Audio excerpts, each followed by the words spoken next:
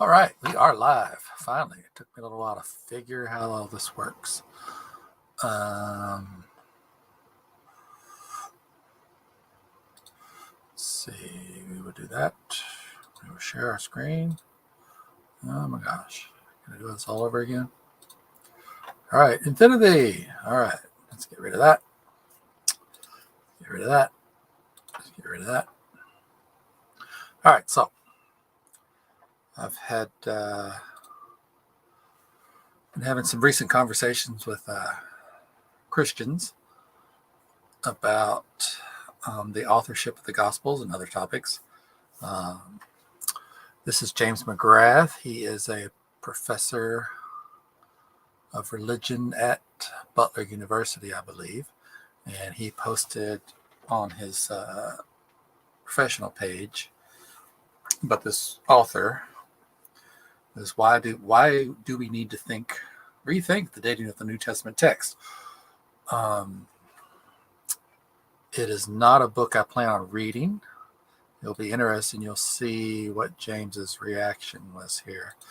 So let's see. One issue with dating the Gospels early and even the mainstream consensus of Mark being written around 70 or a little later is within the Christian literature itself, these Gospels aren't cited until mid second century. And you would think if Mark had been in existence for 80 years, people would be quoting this left and right, especially when they think Mark was written in Rome, which was a primary location for Christians.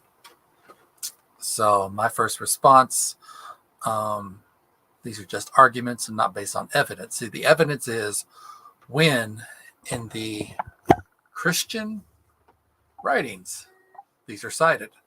And they wish to make arguments based on, well, it couldn't have happened this, it couldn't have done this. Well, it has to be written after the destruction of the temple because Mark predicts the temple in this. And then, of course, more fundamentalists will say, well, it could have been written early, and this is actual prophecy by Jesus. And, if it were written later, they would have this in there and this and that. And these are just arguments.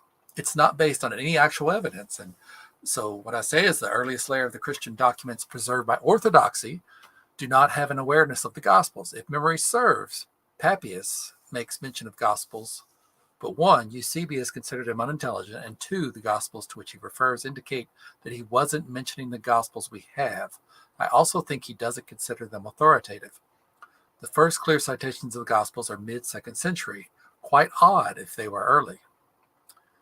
And of course, I don't know why James asked this. Why does Eusebius carry much weight? And I say he's the only source for Papias, correct? And what I meant was he's the only source for the statement by Papias concerning some writings by some guys named Mark, Matthew, and John. I don't even know if he mentions John. So he wants to go, why this carries so much weight. And I was just saying, Eusebius cites Papias, but he also gives a cautionary that at least his opinion of Papias was that he wasn't very bright.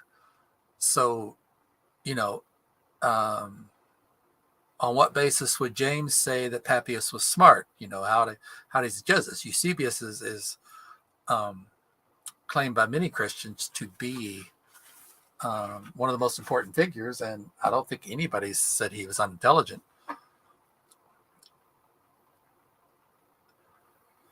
So what else does he say? I believe so. This other person jumps in about what about the diatessaron, which is popular in the mid-second century, and I'm like, it is dated from 150 to 170 CE. Even if Mark were written in 125, it would still be enough time to compile. If you don't know, the diatessaron is a fusion of all the Gospels. It's trying to make them into one story. So, so that's pointless. And then this other guy jumps in and he wants to say, by your reasoning, virtually no text in the ancient world could date. And that's when I point out, well, we are talking about within the Christian community itself. We're not talking about outsiders talking about these Christian documents. This is within the religion itself. And even if maybe say the community of Mark doesn't agree with the community of Matthew, why is there no writings from the community of Mark citing Mark? So I point out that once again the Gospels are anonymous, and he tries to say they're not, because the traditional attributions, they keep saying traditional. Tradition is not fact. And we're going to be getting to Bart Ehrman's arguments for why they were not written by these people. And I was very surprised. James McGrath is a liberal scholar. He does not consider himself a conservative scholar. And he actually thinks that Mark and Luke are likely to have written their Gospels. He doesn't think Matthew is, because of why would Matthew write this book and then change his own name to Levi?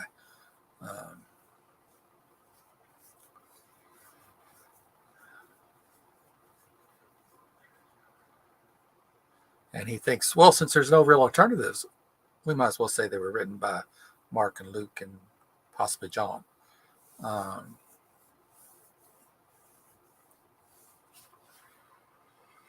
then at the end here, he says, whether it was this Mark or that John is a different matter, but the names themselves are more likely than correct. Well, it only matters if they're just these anonymous people.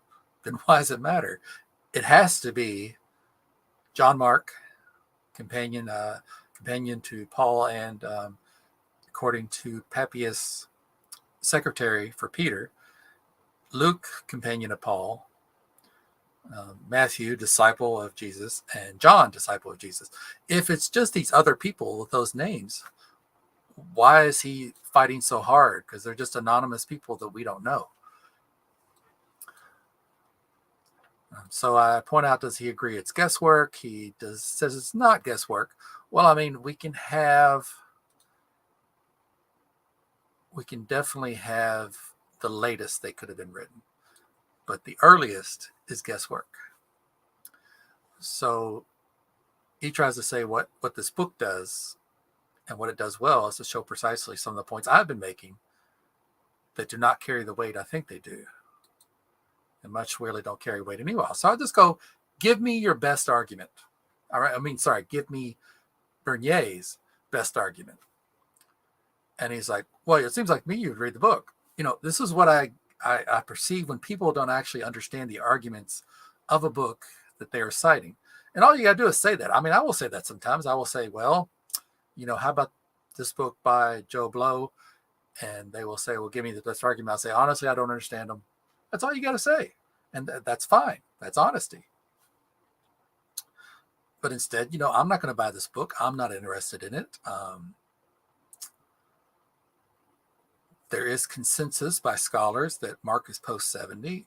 So why do I need to look into someone who's arguing for earlier dates, unless, it's a topic that interests me? It's not, and they have to entice me. So that's why I said, give me his best argument.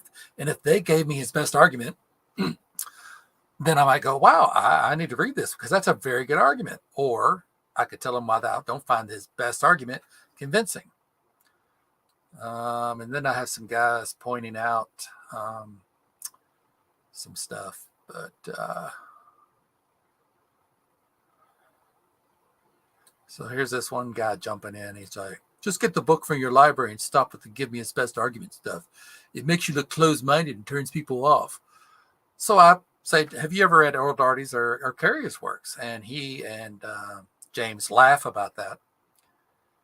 And, I say, well, why'd you laugh at him? Why are you laughing at that statement? And, I tell him, are you just going to troll, or are you going to admit you did read those works, which by your reasoning makes you closed-minded? Because I have read Craig and I have read Carrier. Have you?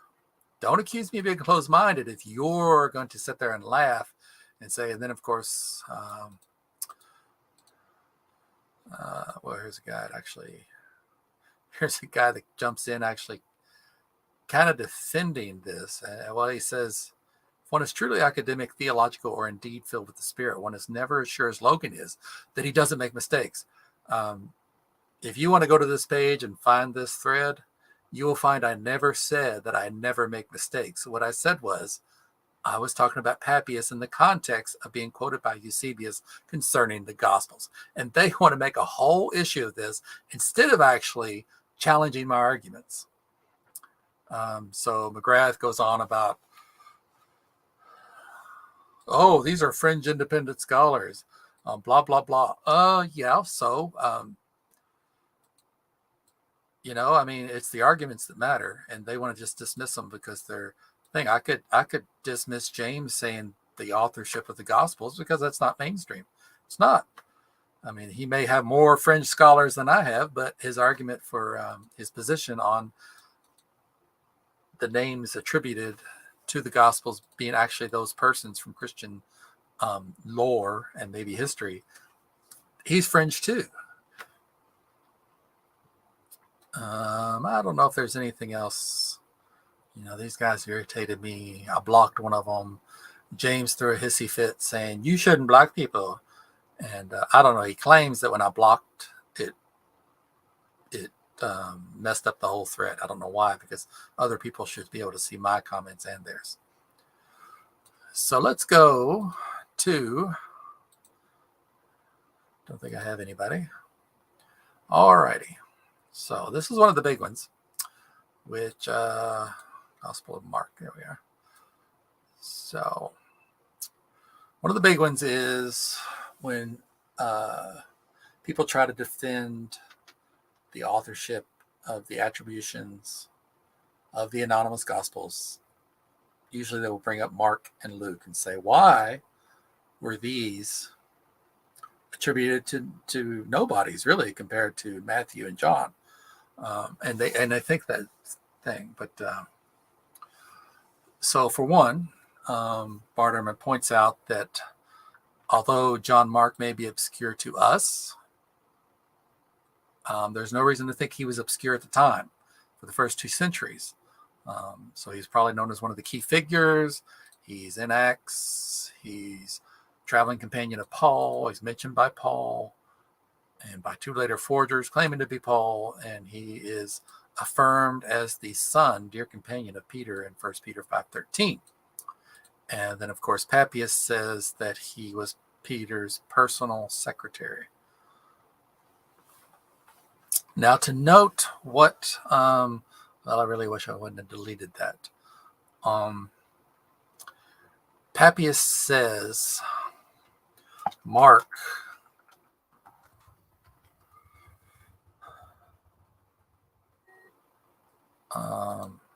was the interpreter of Peter. And boy, where is that? Wow.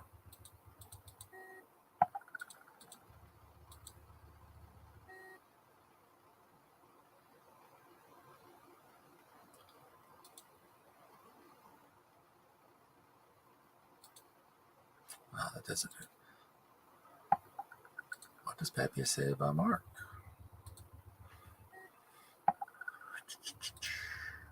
All right, so here we are.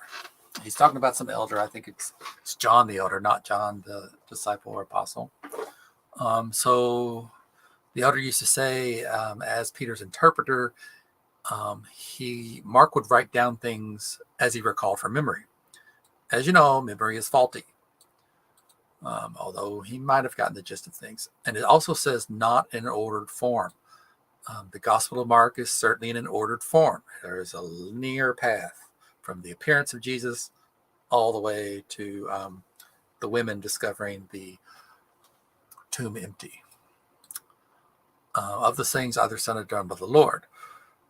Said, of course, because Mark was never with Jesus. But Peter used to give his teachings in the form of Kriē, that is genre literature. But no intention of providing an arrangement of the words of the Lord.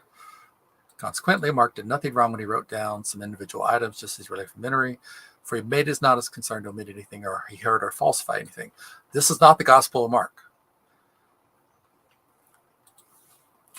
So let's go back here to Ehrman. So why ascribe the Gospel of Mark? They're assuming there's only so many famous people in the history of Christianity.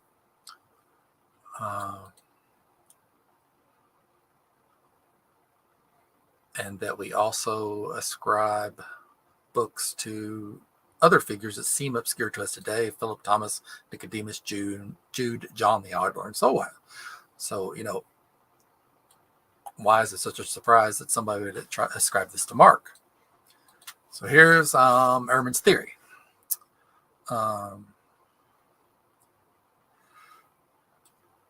Say this was supposed to be the view of Peter. Why would so why not call it the Gospel of Peter?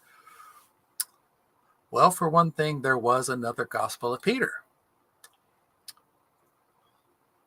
Also, Peter was probably illiterate. Peter would have had to go back to school, and from indication by Paul, Paul thought that Jesus was coming soon. So why would Peter be wasting time writing a gospel? And he would have to go back to school to learn. Why would he do that?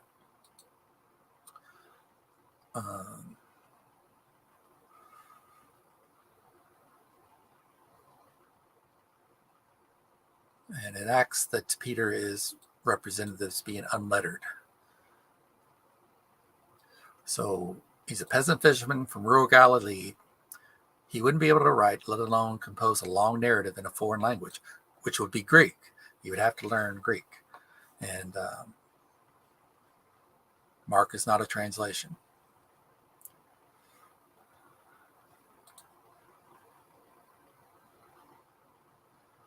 So there's the Gospel of Peter, an apocryphal work. So therefore, since this other Gospel of Peter, if they would have taken the Gospel of Mark and said, oh, this is the Gospel of Peter, then there would have been either confusion or contestment. But instead, they could go, hey, Peter couldn't write. His secretary, there was this rumor that his secretary did it. And so that explains why this was ascribed to Mark. I mean, they act like, some Christians act like this is shocking, but it's not. It's perfectly explainable. Mark could have been more famous. And there was the rumor from Papias, which is not about our gospel, but there was that rumor going around by John the Elder. So why was the Gospel of Matthew ascribed?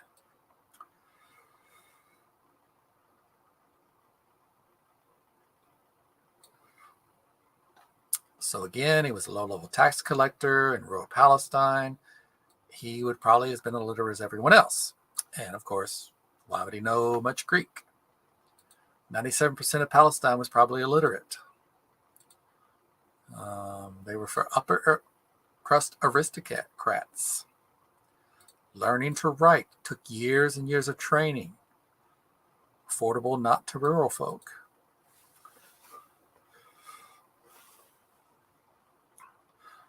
First is, this gospel is not in his own language. And remember, Papias says about Matthew that he put the words of Jesus in an ordered arrangement in the Hebrew language. And again, scholars agree that the Gospel of Matthew is not a translation. It was written in Greek. And it's not only written in Greek, but it's in high-level Greek. This isn't just basic stuff. So again, Matthew would have had to go to school, learn all this. Why would he do that? I think this is a bit of an argument from silence. We don't know of a single author who was born and raised and stayed in Palestine during the first century who wrote a book in Greek. Josephus did, but he moved to Rome, and he did learn how to write in Greek after spending most of his life communicating in Aramaic. But he was also from the upper crust.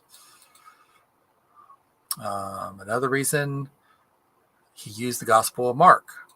Why would Matthew use Mark when he was there as well? And of course, they suspect Q. So that is why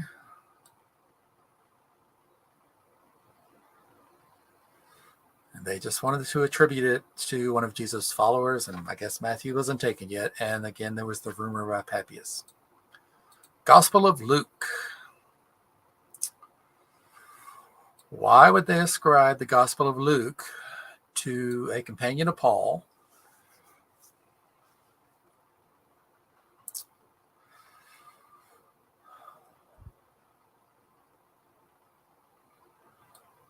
So you can check out Forged and Forgery and Counterforgery about why he argues it's not one of Paul's companions, but the author wanted people to think it was. He won't repeat that here.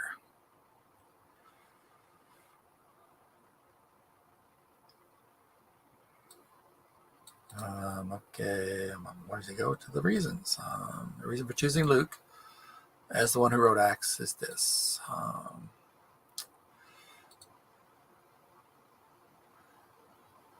Luke was the one that didn't abandon Paul.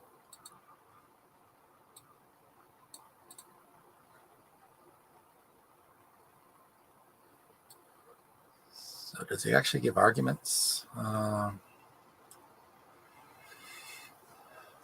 don't know if he gives arguments. I think maybe it's just the late dating. So we'll skip that. Go to Gospel of John.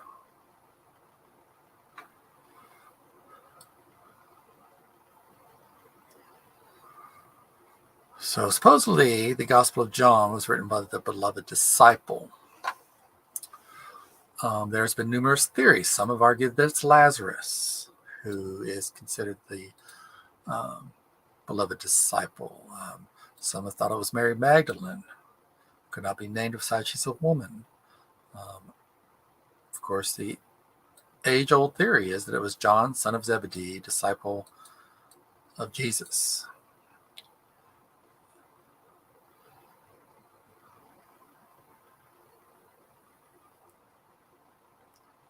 So, there's no one who calls forth the Gospel of John until Irenaeus and the Muratorian canon.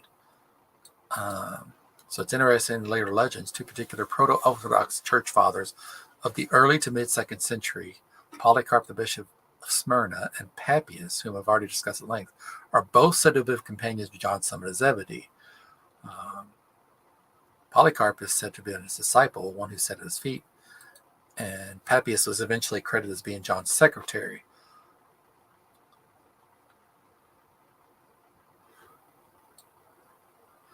He thinks these are just legends meant to buttress the credentials of Polycarp and Papias. It's interesting and worth reflecting that we do not have an actual letter of Polycarp in which he quotes from Matthew, Mark, and Luke. In which he quotes from Matthew, Mark, and Luke, but not from John. And why would that be if John was his teacher and John wrote the fourth gospel?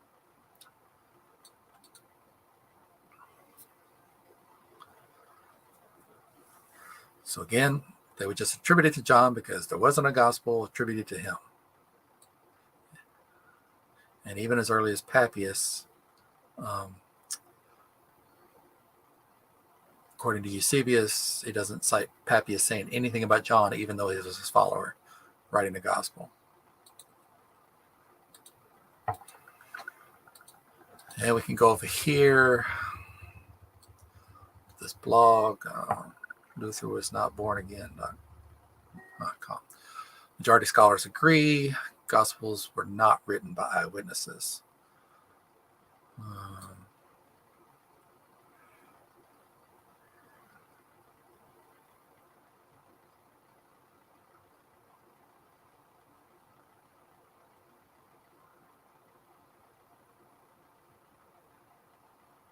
So here's a conservative Christian scholar, Richard Bauckham, just talking about prevalent view is a long period of oral transmission.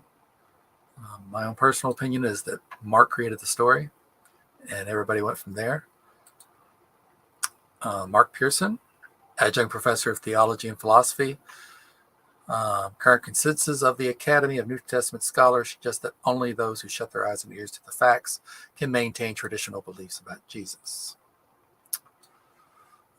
United States Conference of Catholic Catholic bishops, the Gospel of Matthew. The one now favored by the majority of scholars is the following. It is hardly likely a companion of Jesus will follow so extensively account that came from one. The attribution of the Gospel to the disciple Matthew may have been due to his having been responsible for some of the traditions found in it, but that is not far certain.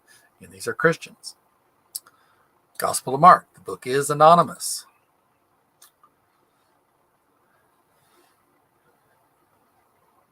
Petrine influence, however, should not be exaggerated. The evangelist has put together various oral and possibly written sources, miracle stories, parables, sayings, stories, controversies, and a passion. Traditionally, the gospel is said to be written shortly before AD 70 Rome. Modern research often proposes as the author is an unknown Hellenistic Jewish Christians, possibly Syria, and perhaps shortly after. Gospel of Conference of Catholic Bishops on the Gospel of John.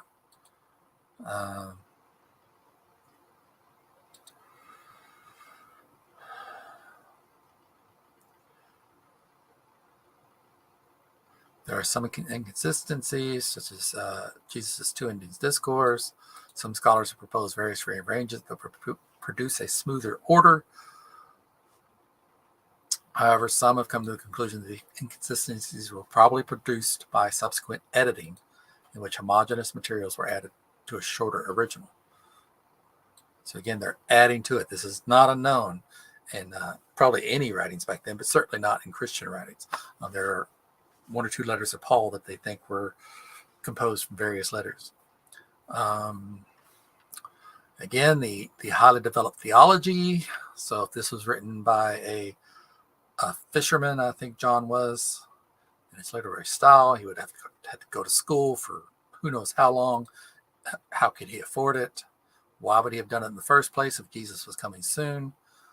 The composition of it. This is a professional writer.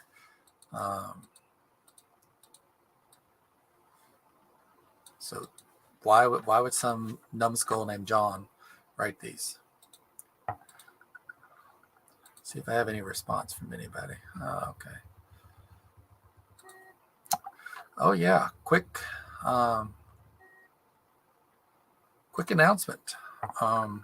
The scientists established a link between religious fundamentalism and brain damage. So this is from the peer-reviewed journal Neuropsychologia, which is a peer-reviewed journal on cognitive neuroscience. So they are saying the fundamentalists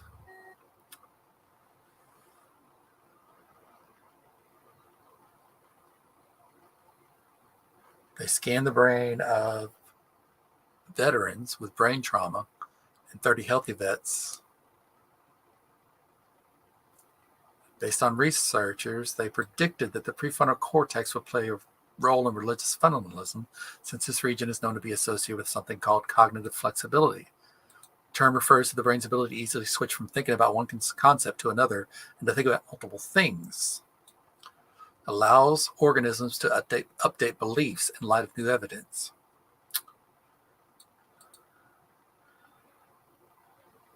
So brain imaging research has shown that a major neural region associated with cognitive flexibility is prefrontal cortex.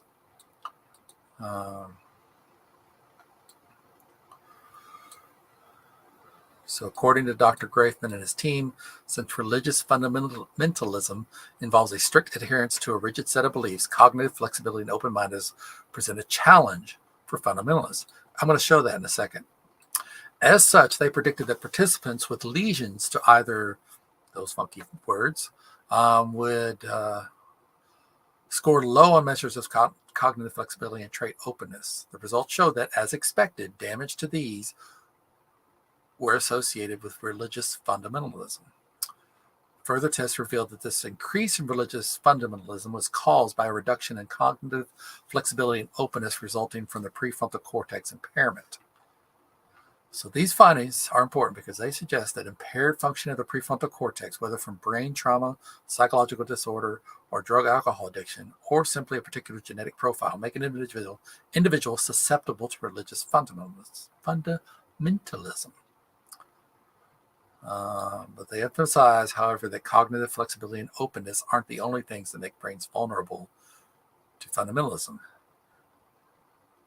In fact, their analyses show that these factors only accounted for a fifth of the variation.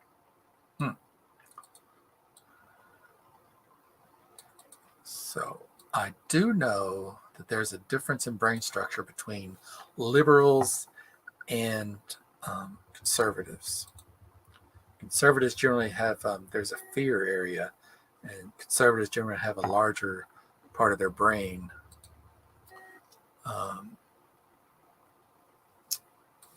given to that fear area. So let's go. Where did it go? Oh, I must have deleted that. Let's see here. Where is he? Let's see here. Where is Mr. Appleton? Appleton? Maybe. Oh, there he is. All right, Mr. Appleton. All right, this is a Christian that for some reason friended me. He is obviously a conservative Christian from what I've gleaned. So he has posted this. It says, and it is said that it is the theists who are anti-reason. Quote from Richard Swinburne. To postulate a trillion other universes rather than one God in order to explain the orderliness in our universe seems to highlight irrationality. As I will point out in my comments, I say, as I understand it, multiverse theory is the result of the math. They didn't propose it. It was a product. So that they were doing all this math, and they finally came to a product that indicated to them that the multiverse is likely from this math. So it's not speculation. Of course, he says it's mathematical speculation. No, it's not mathematical speculation. This is physics. This is math. And it's like trying to say, what is 4 divided by 2? And the product is 2. And him trying to claim this is mathematical speculation. No, I'm saying this is what the math says. And of course, we can demonstrate it. But it is what the math says. So he will go on. I say, he says it's speculation. And I said, well, so is religion, speculation. And he will say, there is no evidence of by definition of a universe that is not our own. Of course, evidence is the math again. Speculation. And that's what it is. And I say, well, and he says, nothing wrong with that, but that's what it is.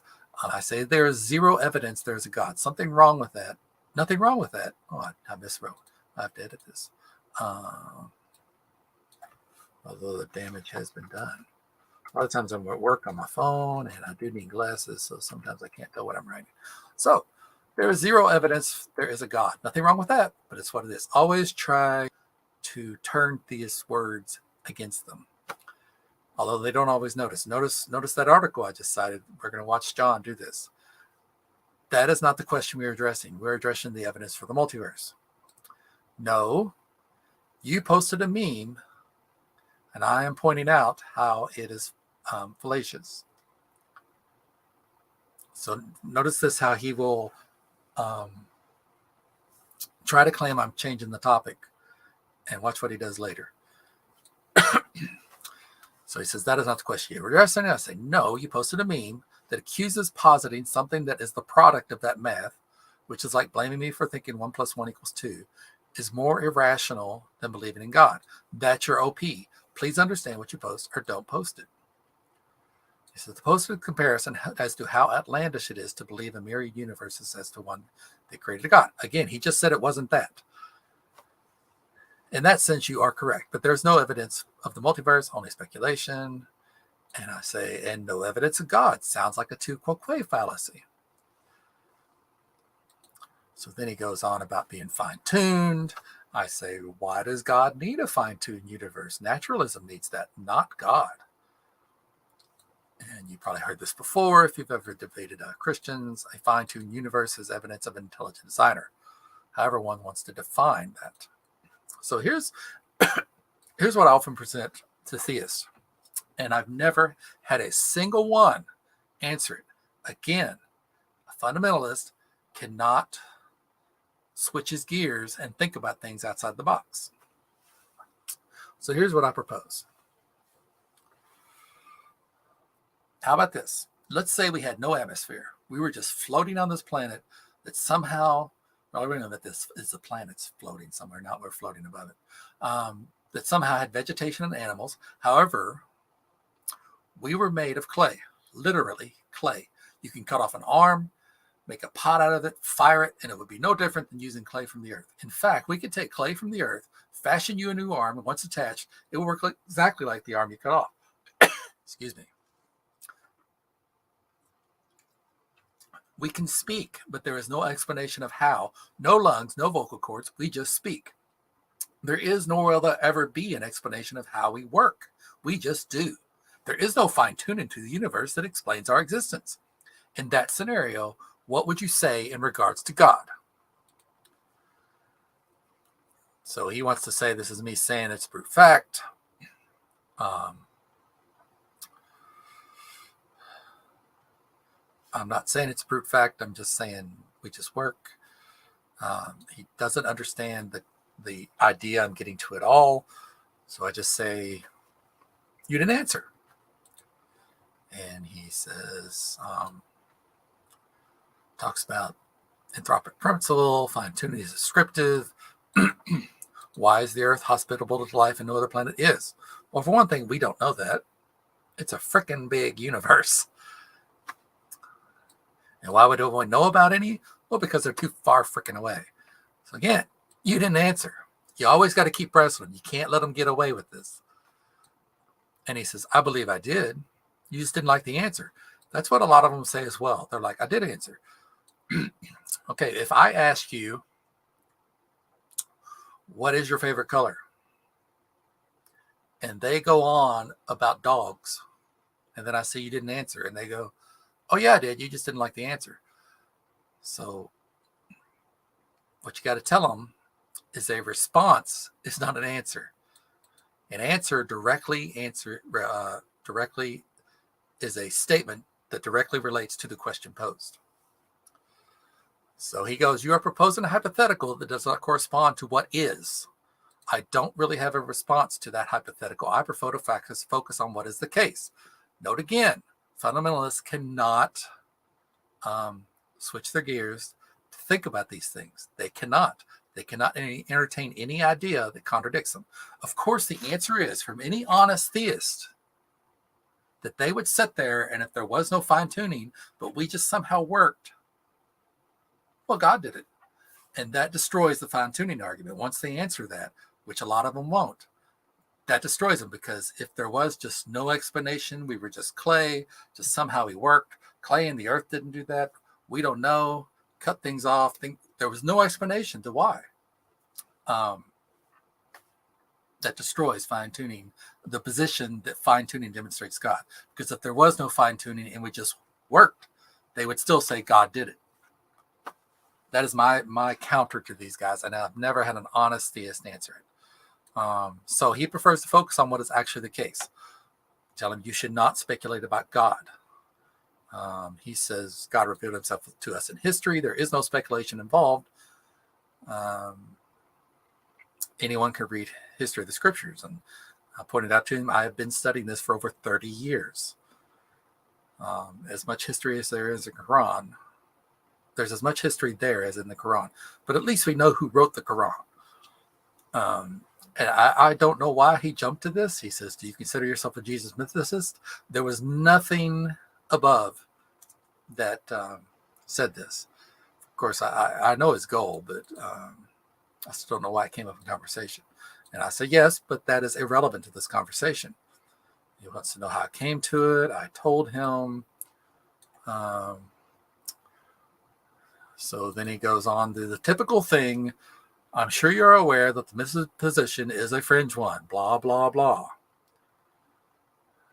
But I told him you are not on topic. His OP is about multiverse and God did it. He wants to switch to the historicity of Jesus and the reliability of the Bible. Yet somehow he's staying on topic and I'm not.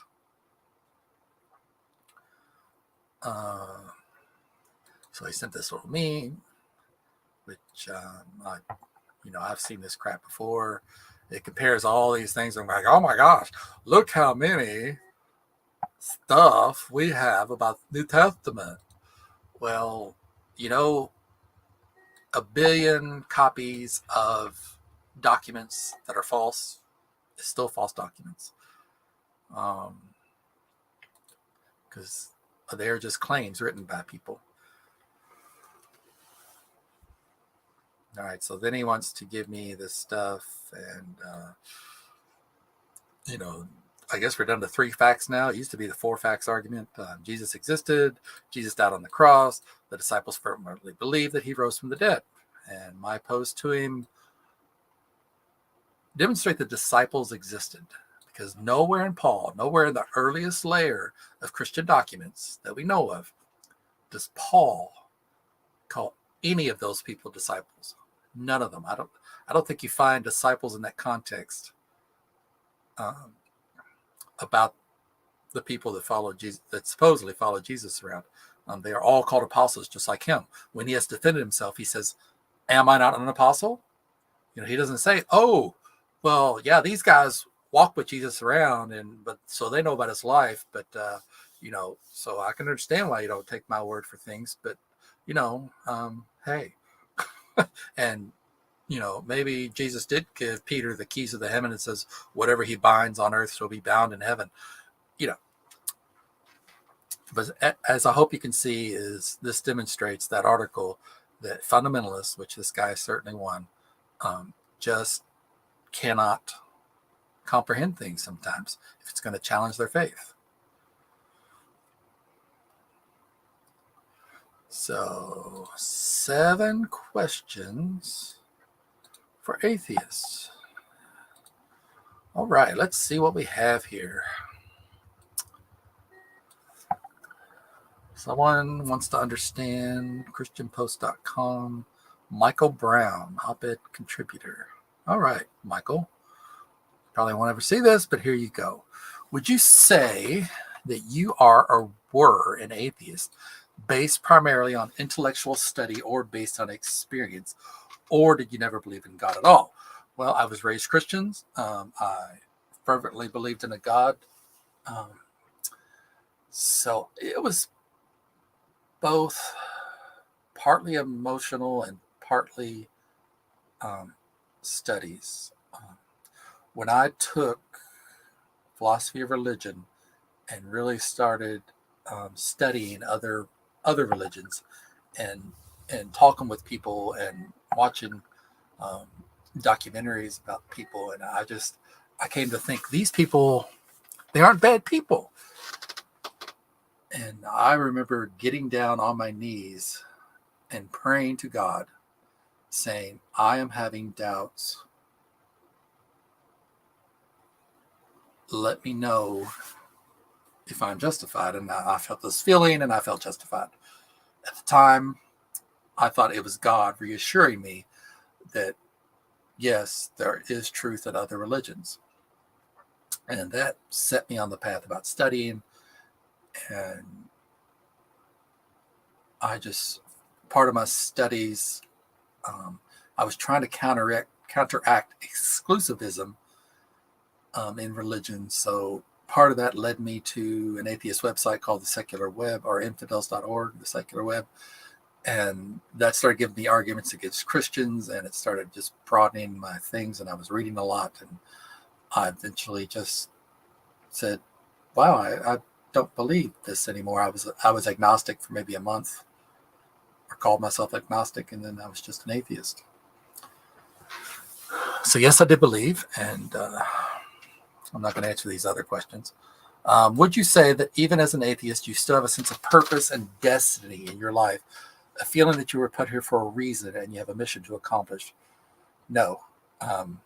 Well, I do have a sense of purpose, but I don't have a destiny. My purpose is my wife, my daughter, my dogs, my cats. I mean, those give me purpose. I care about them, and it gives me something to do. So no mission to accomplish other than taking care of my family and my pets. Or is it primarily people of faith who feel like this, since we are simply the products of an unguided random evolutionary process? Evolution isn't random. It is unguided, but it's not random. And so this is a fallacious question.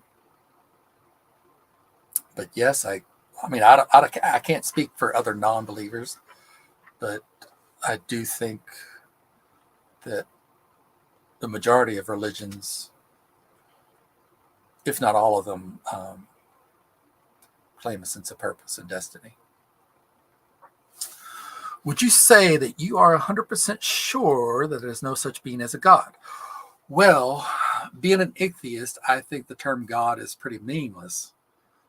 So I'm going to take this on the assumption that he probably means the Christian God. I won't say 100%, but I will say I am maximally confident that there is no being such as the Christian God. Okay, so he says by God, I mean an eternal, all-powerful, all-knowing being. So not omnibenevolent, just all-powerful, all-knowing. Again, not 100%. I'm skeptical of those claims. Why does God have to be all-powerful? I mean, why can't he just be more powerful than anything else? And more knowing than anything else. Why do they have to have those categories? Or would you say that for all practical purposes, you have concluded that this God does not exist, although it is impossible to prove such a negative absolute certainty? Okay, well, I've already answered that. Do you believe that science can provide answers for many of the remaining mysteries of the universe, including how the universe began? It could potentially provide that. Yeah. The origin of life, yes. And DNA coding, yes. Yeah, it could provide those answers. I won't say it will. I won't say it will definitely happen. But yeah, it's possible. Is it probable? I would say the universe began as probably of scientists figuring that out. It's probably a lower probability. I think the origin of life, I think that will probably be settled, not in my lifetime, but I would say before the end of this century. DNA coding, I don't know exactly what he means by that. I kind of think they've already addressed that, but I can't be positive. Have you had any experiences in life that caused you to question your atheism? No, not since I became an atheist. Has something happened to you that seemed genuinely supernatural or otherworldly? No.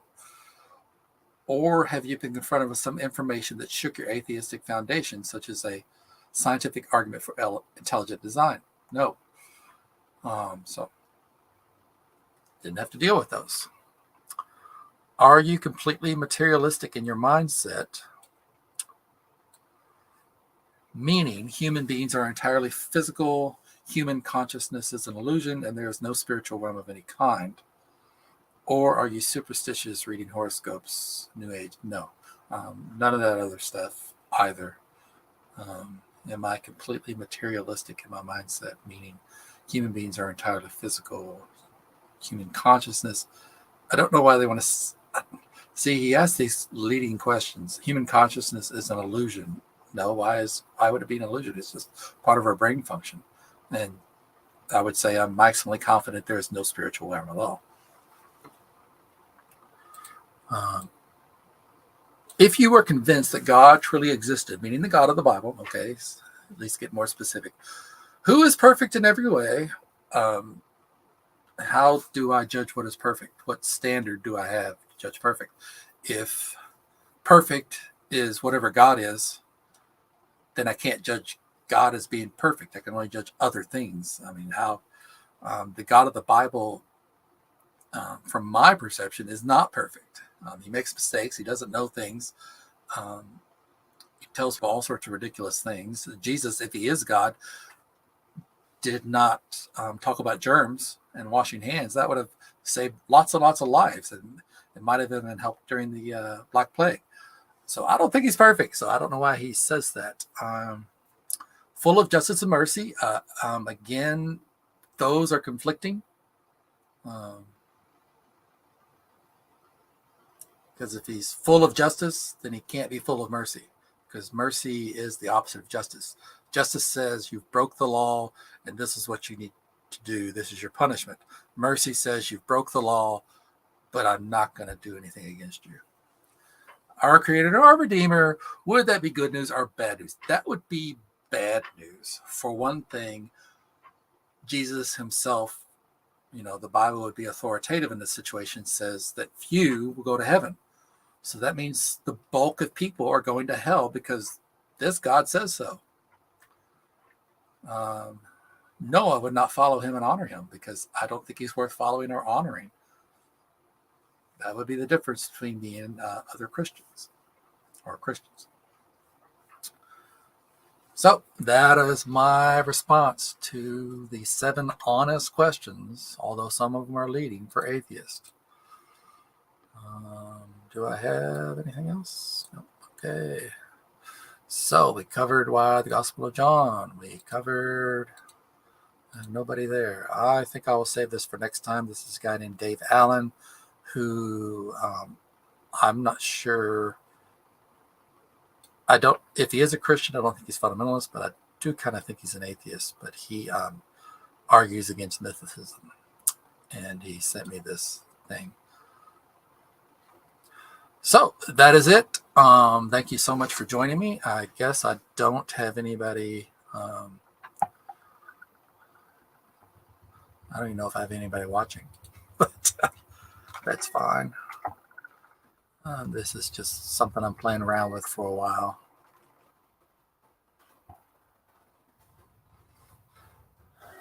So let's see.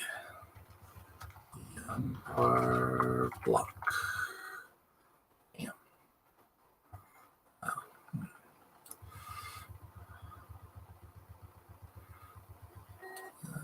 Let's see here. How do I find it? So I have to find my own.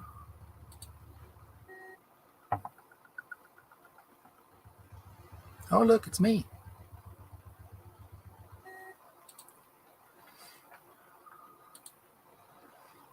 All right, there we are. So nobody watching me, but it takes a while to grow. How long have we gone? Let's see here. Almost an hour. Not too bad. So anyway, I hope you enjoyed me rambling.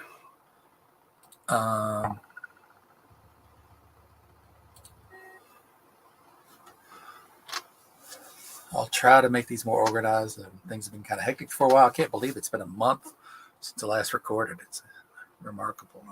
I'm trying to find other shows to get on, but these things are hard to find. If anyone knows of other shows where people like this can participate, and I enjoy just doing them, let alone getting attention from my channel. So if you have any comments, questions, concern, as everybody says when they do these things, please hit the like button, please hit the subscribe button, blah, blah, blah. So that would be it. I'll try to find some more material to cover. If there's something specific you want me to try to cover, perhaps I can do something. I will be more than likely unavailable for the next week or so. I'm going away. But, thank you so much if you watched.